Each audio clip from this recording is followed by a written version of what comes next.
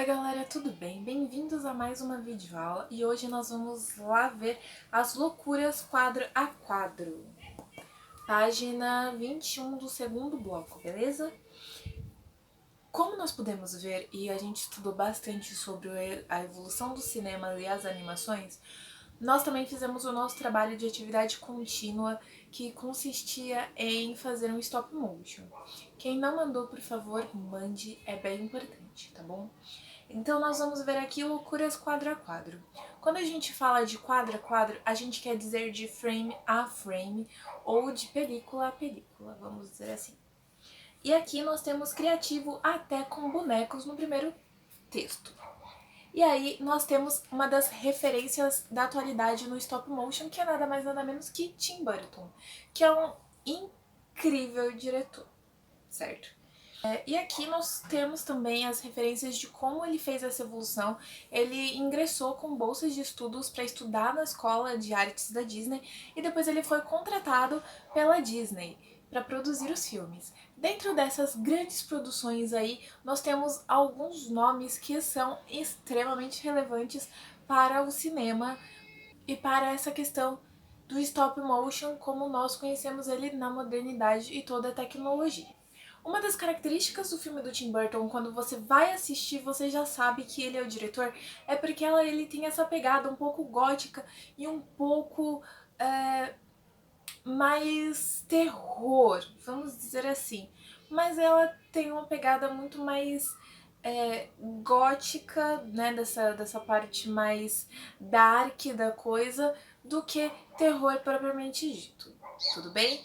E aqui no primeiro texto diz realmente que uma das produções de maior importância, não que seja assim, mas de maior importância dentro desse quesito de stop motion da atualidade, tá?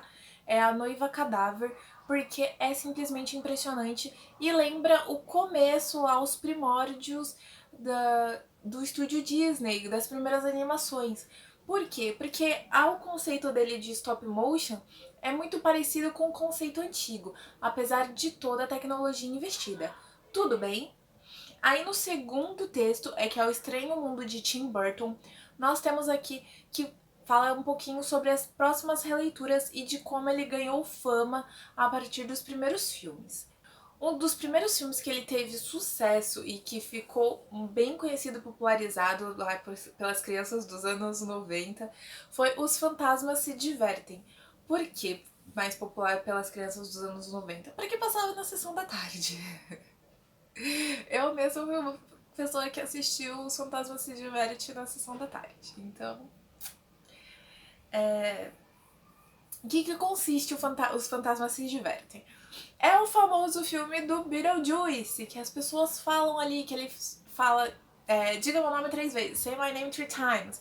E aí fica tipo, Beetlejuice, Beetlejuice, Beetlejuice.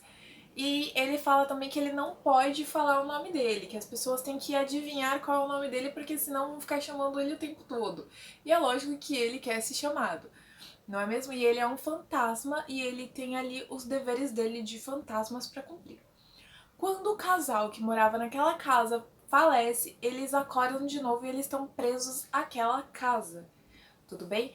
E aí, passando o tempo, eles continuam vivendo na casa deles e conhecem o Beetlejuice, porque pessoas vão para morar na casa que eles moravam. E aí ele tenta afastar essas pessoas, tenta espantar essas pessoas para que eles não fiquem na casa com eles. E aí nós temos uma série de personagens que vão dando o decorrer dessa história. Nós temos um casal que tem a filha deles, que é super gótica, super dark, e ela, numa tentativa de ajudar os amigos fantasmas dela, ela acaba liberando o Beetlejuice, que não tinha sido liberado pelo casal de fantasmas. Porque quando eles foram ao submundo, a chefe do submundo falou: não libertem o Beetlejuice. Só que ela, tentando ajudar os amigos dela, acaba libertando o Beetlejuice e ele faz uma zona imensa. Tudo bem? Assistam o filme, é bem legal, eu vou deixar pra vocês no card o trailer do filme. Dentro disso tudo, como ele conseguiu prestígio, ele conseguiu fazer o quê? Fazer outros filmes que também foram tão importantes quanto o Fantasma se Diverte e conseguiram manter um pouquinho dessa característica de Tim Burton. Que um outro deles é Edward Mãos de Tesoura, que inclusive é um dos filmes do Johnny Depp, foi quando eles começaram a parceria entre eles. E o Johnny Depp aparece em muitos filmes dirigidos pelo Tim Burton. Eles têm ali uma amizade maravilhosa. O Tim Burton também fez releituras de alguns clássicos, como A Fantástica Fábrica de Chocolate. A Fantástica Fábrica de Chocolate original é aquela que tem os Oompa Loompas laranjinhas. Eu vou deixar aqui um trechinho pra você da música do Oompa Loompa, que é um clássico. Oompa Loompa Doompa-Dee-Doo, I've got a perfect puzzle for you. Oompa Loompa Doompa-Dee-Dee, if you are wise you'll listen to me. What do you get when you guzzle down sweets? Eating as much as an elephant eats. What are you at, getting terribly fat? What do you think will come of that? E aí também ele fez a releitura da Fantástica Fábrica de Chocolate usando o Johnny Depp como o nosso querido Willy Wonka. Eu tenho vontade até hoje de comer as barras Wonka do primeiro filme. Além da Fantástica Fábrica de Chocolate, ele também fez a releitura de Alice no País das Maravilhas de Lewis Carroll. O Alice no País das Maravilhas geralmente é conhecido pelo desenho, mas ele veio o Tim Burton e fez o remake da Alice no País das Maravilhas, e aí fez a Alice já adolescente, quase adulta, por volta dos seus 19 anos, e ela volta pro País das Maravilhas. Além desse, também temos Alice Através do Espelho, que é o segundo filme da franquia, também dirigido pelo Tim Burton. Em 2010, o Tim Burton fez A Noiva Cadáver, que daria um novo boost aí nessa pegada do stop motion, porque toda a tecnologia envolvida também é muito legal de se ver. Mas um dos filmes de maior prestígio dentro do stop motion e que boa parte da população conhece, pelo menos os anos 90 conhece, é O Estranho Mundo de Jack. O Estranho Mundo de Jack é nada mais do que Jack Skellington e a Sally, que aí tem o seu dilema, porque ele é o rei da abóbora, mas ele queria ser o rei do Natal, ou seja, ele queria ser o Papai Noel, ou melhor, Papai Cruel. Quando ele entrar correndo, logo vai se arrepender. Não, eu tenho algo bem melhor pra se pegar alguém. A gente joga na panela e espera cozinhar. Pega o Papai Noel, deixa ele gritar. Tranca lá nos fundos que não dá pra escutar. O nosso monstro verde, então, vai ter a maior satisfação. Por quê? Porque ele gostaria de ser lembrado assim e ter tanta vontade de que todos sorrissem tanto quanto acontece no Natal. Então o plano dele era sequestrar o Papai Noel e ele mesmo tomar conta do Natal. Eu vou deixar pra vocês um trechinho do Estranho Mundo de Jack, que é um filme maravilhoso. Ele tem uma trilha sonora fantástica e tanto em português quanto em inglês ele é um filme que vale a pena assistir de qualquer jeito. Então, se vocês puderem, assistam O Estranho Mundo de Jack. É sensacional. Lá na página 22 nós temos a Vivência Registra em Arte com algumas perguntinhas que vocês vão responder, tudo bem? Assim que vocês responderem as perguntas, todas as atividades que eu peço para vocês responderem, vocês, por favor, encaminhem a fotinho para mim ou via Schoolies, que eu dou preferência para vocês enviarem via Schoolies, mas se não conseguir, pode enviar via Binóculo, porque eu dou sim aquela checada e corrigida quando precisa, tá? Alguma correção eu já mando direto para vocês. Então, manda, o importante é encaminhar as atividades, tudo bem? Ainda na página 22, nós temos aqui um textinho que fala sobre o carinho científico. Aqui nós temos um pouquinho sobre o filme Frankenweenie, que também é dirigido pelo Tim Burton, e ele tem muitas essas características. Se você olhar os personagens e comparar com os personagens como Estranho Mundo de Jack, A Noiva Cadáver, Sweeney Todd, as maquiagens e os formatos, os trejeitos dos personagens são muito parecidos, apesar de Sweeney Todd ser uma pegada totalmente diferente das animações, tá bom? Então, quando a gente pensa nas animações como o Frankenweenie, por exemplo, a gente tem aqui algumas referências aos clássicos do terror, como o Frankenstein, porque o garoto aqui, Victor Frankenstein, ele tenta ressuscitar nada mais nada menos que o cachorro dele. Então, ele vai lá e faz os experimentos para trazer esse Frankenweenie de volta. Então aqui nós temos algumas referências aos clássicos do terror, por exemplo, o Frankenstein e o Homem Invisível também. Nós temos também a pegada que traz um pouco das animações antigas, porque o filme Frankenweenie é totalmente em preto e branco. Então a gente traz também aquele resgate lá vindo dos começos, dos primórdios da animação, que tem um pouquinho aí dos estúdios Disney com o Mickey em PB, certo? Vamos lá para a página 23. Aqui na página 23 nós temos a animação digital. E aqui nós temos no primeiro textinho a história de brinquedos. Logo aqui no início a gente pode ver uma dos sucessos da Pixar, que é Toy Story. Beleza? Então, Toy Story foi uma revolução nessa coisa do cinema. Por quê? Em 1995, ocorreu essa história de brinquedos totalmente feita com computação gráfica. E aí foi esse filme, foi o Toy Story, que colocou ali a Pixar no alto como um estúdio extremamente potente, vindo aí para quebrar um pouquinho do reinado do estúdio Disney. Galera, a briga foi boa, não é mesmo? E aí, o que acontece? Por que Toy Story é tão revolucionário? Porque são brinquedos. E aí, o que você tem que fazer? Se você não quer fazer aquela sequência de stop motion utilizando os brinquedos, porque todos os brinquedos do Toy Story, eles têm uma vida. Então, como é que você vai dar toda essa personalidade para um brinquedo de verdade quando ele é tão estático, certo?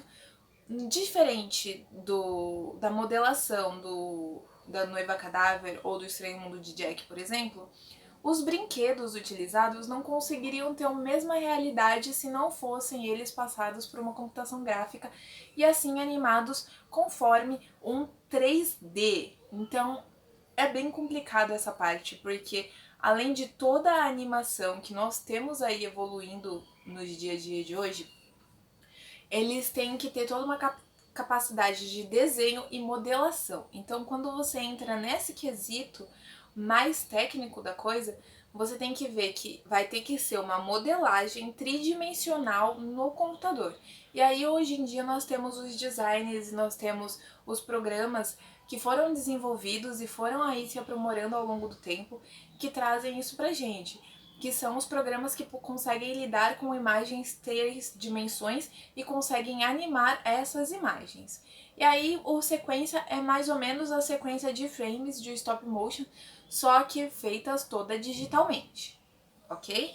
E aí, qual é a história desse filme? A história desse filme, eles são brinquedos que vivem no quarto do Andy, e aí ele tem lá o Woody, que é o seu brinquedo preferido, até o momento que ele ganha um boneco do Buzz Lightyear, que o boneco do Buzz acredita que ele realmente é um patrulheiro estelar, enquanto os outros bonecos, como o Woody, que está morrendo de inveja do Andy ter ganhado um novo brinquedo que agora é o preferido dele, o Woody acaba tentando convencer o Buzz de que ele é simplesmente um brinquedo e que ele está ali para fazer uma criança feliz e nada mais que isso. Então, não tem essa de ir para o espaço, de não precisar do capacete para respirar, não tem essa do Zork. Então, é bem complicada a trama dele e que não envolve os personagens humanos 100%. Ele envolve 100%, vai uns 90%, porque nós temos ainda os personagens humanos como o Andy, ele envolve só os brinquedos. Então foi uma animação muito revolucionária pra época, tudo bem? Aqui no segundo textinho, a gente tem aqui o sucesso da Pixar. E como a Pixar, que foi criada pelo George Lucas, conseguiu esse status de grande empresa também e que conseguiu fazer a parceria com a Disney para que assim eles pudessem criar um grande estúdio que aí fizesse a revolução ali nas animações, beleza? Então não deixem de ler o textinho, que é bem importante para vocês. Lá na página 24 nós temos uma vivência e registro em arte, algumas perguntinhas que vocês também vão responder, tudo bem? Aqui o textinho ao lado, esse daqui, fala sobre como a computação ajudou nesse processo de criar os filmes de animação e como agilizou o processo em muito tempo, porque as animações levavam muito tempo para ser preparadas, para serem produzidas, então era muito cansativo. Com o avanço da tecnologia, eles conseguiram reduzir esse tempo e conseguiram fazer coisas que antes eles não conseguiam. Então, um leque de possibilidades abriu para eles, tudo bem? Uma das animações que possibilitou e que ajudou em muito e que evoluiu em muito foi a animação da Era do Gelo e até a animação Rio, que contou com a participação de um brasileiro chamado Carlos Saldanha, tudo bem? E aqui nós temos as imagens e nós temos também aí os trechinhos, então leia o texto que é bem importante. Lá na página 25 nós temos também outras animações da Pixar. Tudo bem? E aqui fala como essa evolução vem se dando e a partir do momento que alguns filmes da Pixar até param de ter as figuras humanas, como carros, por exemplo. E aí nós temos a evolução de tudo isso que não fica só no monopólio da Disney, leva o nome da Pixar, apesar das duas serem parceiras hoje em dia, que nós temos também Valente, tudo bem?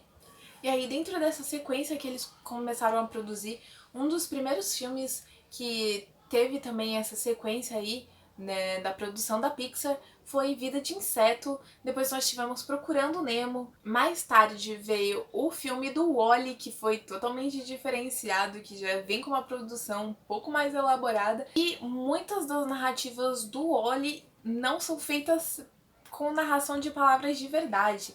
Então você tem muitas das coisas interpretadas por robôs e muito barulho assim, que nem sempre dá pra você associar o que é, o que não é. Por exemplo, no começo, quando o Wall-E conhece a Eva, então vocês têm ali um diálogo que muita gente nem consegue entender muita coisa. E o estúdio da Pixar também ganhou ali, os produtores também ganharam o Oscar pelo filme da Merida, né, nossa querida ali Valente. Então, Valente ganhou ali um Oscar em 2013 com a produção que eles tiveram. E é assim, uma animação ganhar um Oscar é uma coisa assim extremamente linda de se ver, porque as animações, os filmes também, mas as animações também dão muito trabalho para serem produzidas. Além de tudo, tem que ter um trabalho de atuação por parte dos profissionais, né, de dublagem, que ali vão dar vida aos personagens, até porque, mesmo com todo o trabalho de animação, eles ainda não vão ter voz sozinhos, apesar de todas as evoluções de computadores e softwares, eles precisam de uma pessoa para fazer toda a dublagem do personagem, certo? E aí na página 26 nós temos uma Vivência e Registro em Arte, que é resenha animada, que vocês vão imaginar que são um crítico e fazer ali uma descrição de um filme que você escolher. Essa atividade aqui vocês não vão precisar fazer, tudo bem? Porque ela é uma atividade que vai acabar repetindo uma outra atividade anterior que nós fizemos, então vocês não vão precisar fazer essa atividade, tudo bem? Então, galera, por enquanto é isso. Nós vamos parar aqui na página 26, por enquanto. Na próxima aula a gente retoma ela, retoma essas... Nós vamos parar por aqui, por enquanto, tudo bem? Espero que todos estejam bem, espero que todos tenham entendido. Caso haja dúvida, por favor, envia pra mim, não fique com dúvidas. Se você ainda não terminou o trabalho, a atividade contínua, por favor, me envie, vale nota, é importante, e o atraso vai acabando e dando descontinho de notas pra vocês, tá bom? Então, é isso, galera. Espero que todos tenham uma ótima semana e até!